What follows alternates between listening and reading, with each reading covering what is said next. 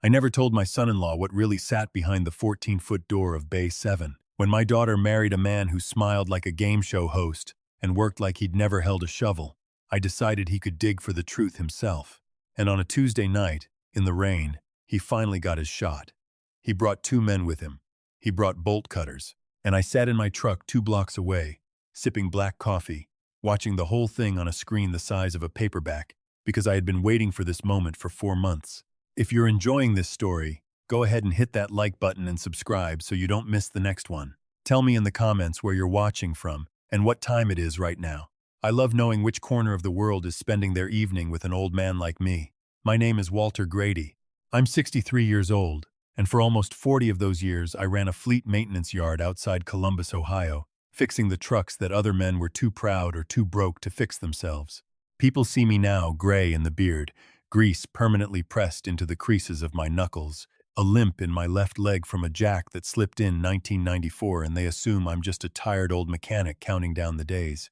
They don't know what it took to build Grady Fleet Services from one rusted-out garage bay into 11 acres of trucks, trailers, and a maintenance contract with half the shipping companies in the tri-state area. They don't know that underneath the coveralls and the bad knee, I've still got the instincts of a man who spent 4 decades reading liars the way other men read the newspaper. My late wife, Donna, used to say I could smell a con man from across a parking lot. She was right. She was right about almost everything. God rest her. And the one thing she asked me before the cancer took her 3 years ago was simple. Watch over our girl. Don't let anybody take what we built for her. Her name is Melissa. She's 34, whip smart, runs a small architecture firm downtown that she built up from a card table in her apartment, and has always been the kind of trusting soul who assumes the world operates with the same decency she carries around in her chest. It's the best thing about her. It's also the thing that scares me most. She met Preston Kessler at a fundraiser gala 18 months ago. He introduced himself as a private equity consultant, specializing in distressed asset acquisition, which, translated out of the nonsense he speaks, means he buys broke companies cheap and hopes somebody desperate buys them back at a markup. He drives a leased Maserati. He wears watches that cost more than my first delivery truck. And from the very first dinner I had with the two of them, something about him sat wrong in my gut the way spoiled milk sits wrong in your stomach before you even taste it, you just know. It was their 1-year anniversary dinner at a steakhouse downtown, the kind of place where they bring you a leather folder instead of a check like it's a piece of art. I showed up early. Same as always, just glad to watch my daughter laugh. Preston arrived 15 minutes late, loudly apologizing to the valet about a call from Zurich, which I happen to know is a city where absolutely nothing urgent has ever needed to reach a man like Preston Kessler at 8 o'clock on a Friday night. We were midway through dinner when he leaned back, swirling wine he clearly didn't know how to taste correctly, and said, "So, Walter, I was doing some due diligence the other week, just professional curiosity, and I came across a property registered to a Grady Holdings LLC. Big parcel out on Route 9. Old depot with a bay structure. That yours?" I set my fork down slowly. I have never discussed that property with Preston. I have barely discussed it with Melissa. That parcel, 11 acres, with a single reinforced building we call Bay 7, sits under 3 layers of legal shell structure specifically so that nobody could trace it back to me by accident. Somebody would have to go looking on purpose. "Just an old holding lot," I said, keeping my voice easy, slightly confused, the voice of a man who doesn't know what due diligence even means. Nothing but dust out there. "Why do you ask?" Preston smiled, that smile practiced, warm, and about as sincere as a used car ad. "No reason. Just seems like a waste. Sitting there depreciating. Taxes on land like that add up. I've got developers who'd love a parcel with rail access. You ever think about liquidating?" I looked at my daughter. She was sipping her wine, beaming at her husband like he'd just quoted scripture. She had no idea that the man across the table had just done something no stranger should ever be able to do: find a needle I had buried under 3 haystacks. My gut, honed over 4 decades of spotting scrap thieves and corrupt subcontractors, told me plainly, this man is hunting. I gave him nothing. I told him I was old-fashioned, that my accountant handled all that I appreciated him, looking out for the family. I paid for dinner without complaint, the way I always do, and I drove home with my jaw tight enough to crack a walnut. That was 4 months ago. And from that dinner forward, I decided I would give Preston Kessler exactly enough rope. The very next Saturday morning, he showed up at my door at 9 a.m., sharp with a leather portfolio thick enough to stop a bullet, Melissa on his arm, looking exhausted but supportive. He spread glossy printouts across my kitchen table, aerial maps, with my property circled in red, tax projections, pie charts. "You're bleeding money on a dead asset, Walter," he said, his voice dripping with manufactured concern. "I've got a group ready to close by end of month. Cash injection straight into your retirement. You wouldn't lift a finger. Just need a limited power of attorney so I can negotiate on your behalf." I flipped through his pages like a man overwhelmed, tapping my calloused finger against the numbers. "This is a lot to take in, son," I said. "I never sign anything the same day I read it. Leave it with me." His jaw ticked just barely, just enough. A man in a hurry doesn't like being told to wait. "Of course," he said. "Just know good deals don't sit around forever." As I walked them to the door, I caught him glancing down the hallway toward my study, where a squat, government surplus filing safe sits bolted into the floor. He looked at it for exactly 2 seconds too long. That was the moment I knew for certain this wasn't about a business opportunity. This was reconnaissance. Over the following 2 weeks, I let him stew. I ignored his calls, dodged his texts, played the slow-moving old man to the hilt. I needed him hungry, and hungry men make mistakes. The crack came on a Wednesday morning outside Melissa's architecture office.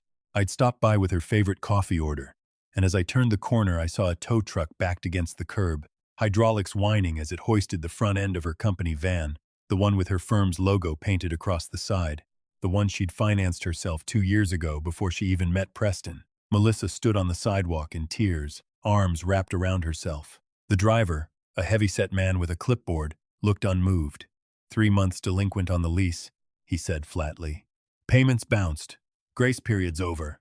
I was reaching for my checkbook when Preston's leased Maserati screeched around the corner and jumped the curb.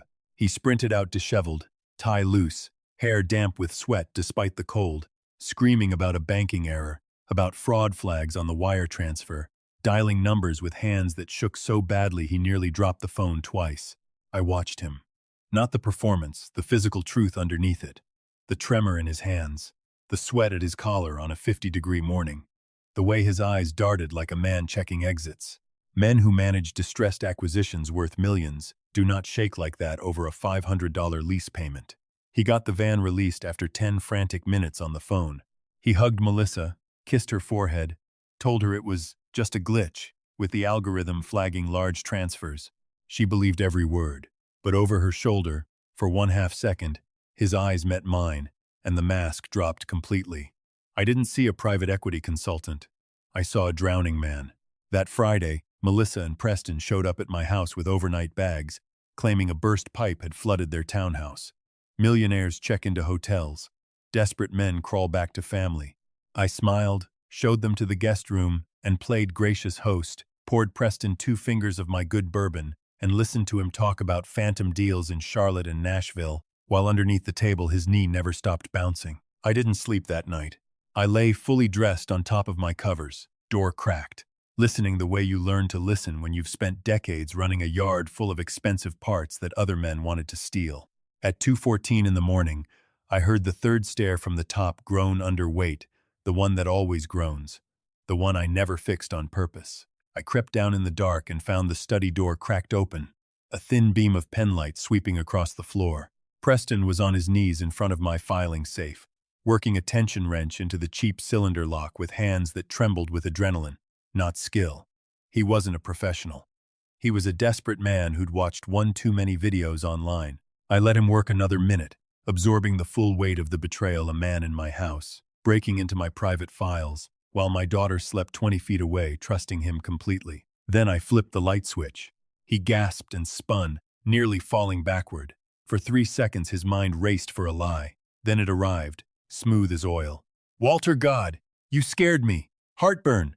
That chili we had, I got turned around looking for the kitchen and ended up in here by mistake. I was just looking for a light switch. I smiled the exact grandfatherly smile that makes a wolf think the sheep is blind. "Kitchen's down the hall, son. I'll grab you some antacids." When I came back, he'd shut the drawer, but in his panic, he'd left a folder: Melissa and family, financial summary, sticking up half an inch too far. He'd found exactly what he came looking for. The next morning, over cereal, he thanked me for the antacids and chatted about the weather like nothing had happened. He had no idea the hidden cameras I'd installed the week before, one inside a smoke detector, one inside an old digital clock radio on the bookshelf, had captured every second of his little detour in crystal clarity. But a folder sticking out of a drawer wouldn't be enough. Melissa would explain it away in a heartbeat if I brought it to her raw. I needed him caught red-handed, on video, with no room left for a clever lie. The next afternoon, while Melissa showered upstairs and Preston lounged in the living room pretending to read, I went for a walk, leaving my unlocked tablet on the coffee table beside him. On the screen sat a fabricated email supposedly from my bank detailing an upcoming $8 million transfer from a matured investment account. I didn't walk far. I sat in my truck 2 blocks away and opened the live camera feed on my phone. For 2 minutes, Preston did nothing but hold his magazine and listen for the shower. Then his head snapped toward the glowing tablet like a coyote catching the scent of blood. He didn't hesitate long. He snatched the tablet, photographed the fake email with shaking hands, then dove straight into my personal apps, banking, messages, photos, swiping frantically, photographing screen after screen, hunting for passwords, for account numbers, for anything he could use. It wasn't curiosity. It was a robbery in progress, committed against his own father-in-law, 4 feet from the shower where his wife stood humming to herself, utterly unaware. When the water shut off upstairs, he snapped back into character instantly. Tablet back exactly where he found it. Magazine open, legs crossed. The picture of a relaxed husband. I sat in my truck with my hands locked around the wheel until my knuckles went white. And I thought about Donna, and the promise I made her. And I knew the time for patience was almost over. The next morning, I told them I was heading to the hardware store. Instead, I drove to a diner on the edge of town to meet Ray Delgado, a private investigator I'd used exactly twice before in my life, both times for very good reasons. Ray was a quiet man who had a gift for finding rot underneath a fresh coat of paint. "You were right to be suspicious," Ray said, sliding a thick folder across the table without preamble. "Kessler Capital Partners doesn't exist beyond a rented mailbox in a shipping store. No office. No employees. Close. Close, close. No filed tax returns in 3 years." My jaw tightened. "Then where's the money coming from? The car? The watches?" Ray tapped a second sheet. 2 years ago, he actually had money inheritance from his grandfather, about $400,000. He put almost all of it into a cryptocurrency exchange that collapsed inside of 6 weeks. Lost nearly everything overnight. When the real banks wouldn't touch him after that, he went looking elsewhere. Ray slid across a third page number circled in red. He currently owes just under $1.8 million to a private lending operation out of Detroit, the kind of lender who doesn't send strongly worded letters. The floor seemed to tilt slightly under my chair. "There's more, Walter," Ray said, and his voice dropped into something almost gentle, the tone men use right before they deliver news that can't be taken back. He pulled out a final stack transaction records from Melissa's architecture firm. "He convinced your daughter to let him streamline her business accounts 8 months ago. He's been quietly draining them ever since. Hey, routing money through 3 different shell accounts to make minimum payments to Detroit. Her firm is essentially insolvent, Walter. She doesn't know it yet, but if this continues another 6 weeks, the bank forecloses on her equipment loans." I sat there with my coffee going cold in front of me, feeling something in my chest I hadn't felt since Donna's diagnosis. A cold, focused fury, with absolutely nowhere safe to go. "What do you want to do?" Ray asked. "I've still got contacts in financial crimes. We could have him in cuffs by Friday." I shook my head. "If police drag him out of that house in handcuffs tonight, my daughter spends the next 3 years visiting him in prison, convinced her father framed an innocent man out of jealousy. I need her to see it herself, with her own eyes. No room left for doubt. I need to build something he can't lie his way out of."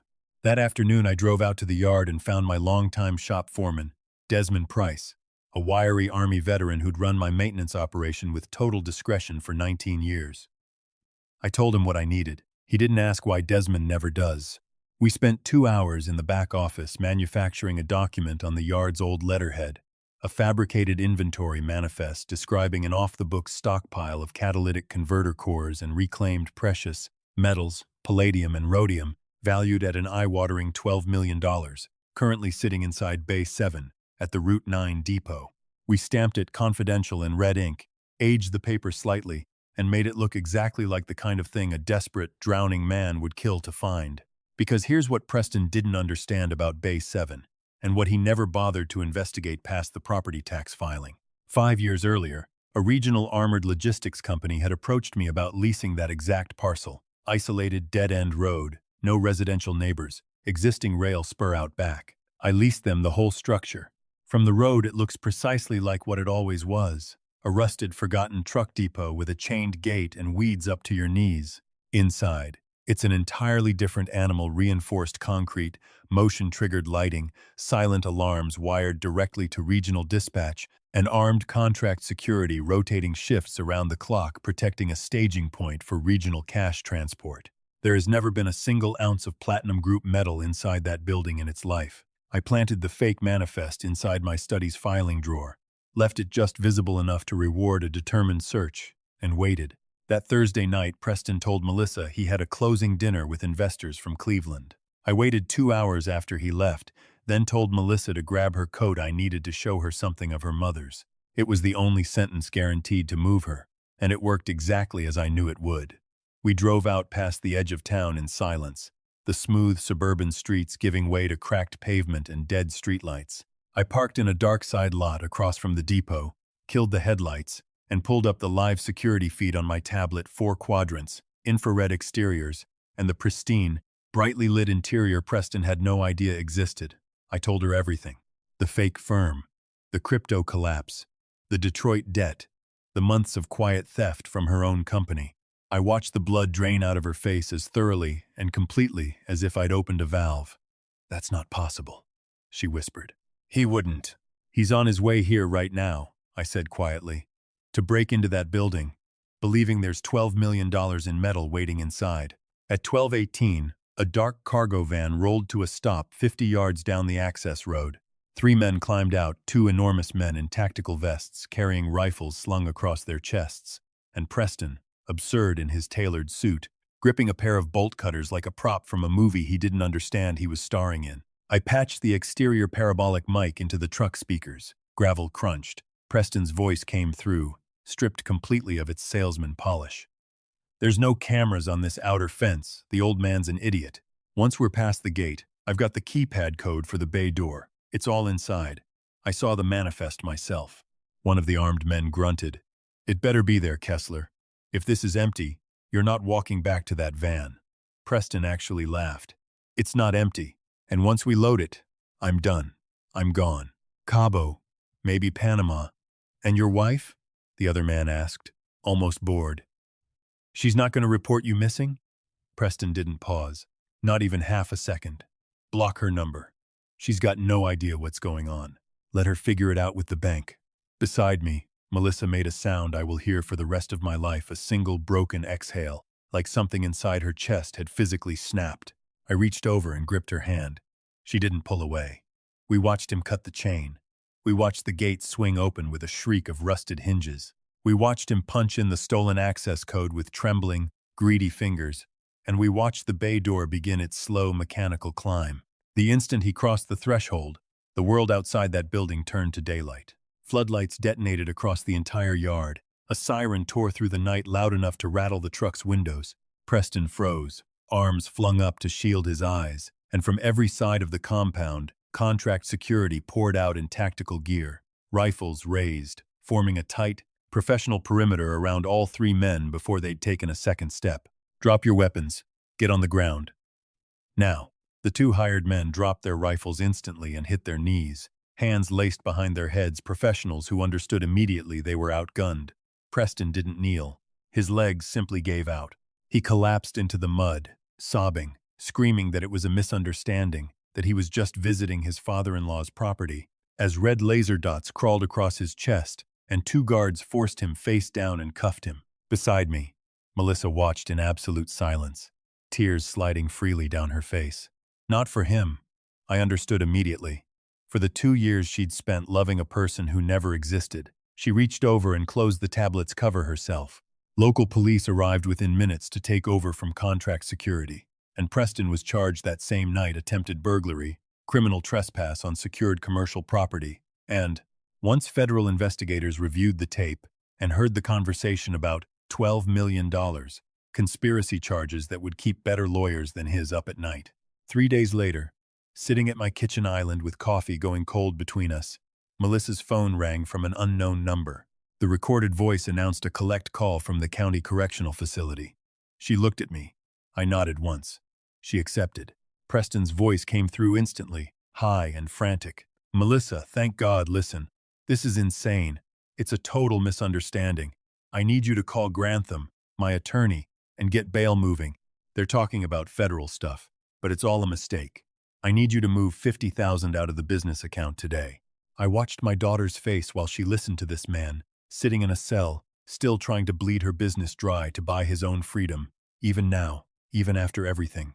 Her jaw hardened. She didn't say a word. She simply held the phone out to me. I took it. "Hello, Preston." Silence. Dead, total silence on the other end. "Walter," he finally whispered. "Where's Melissa? Why do you have her phone?" "She's sitting right beside me," I said, calm as still water. "And she's got absolutely nothing left to say to you. You want to know something funny? There was never $12 million in that building. There was never a single ounce of anything worth stealing. There was just a very patient old man, a fake piece of paper, and a mirror. And you looked into it and showed us exactly who you really are."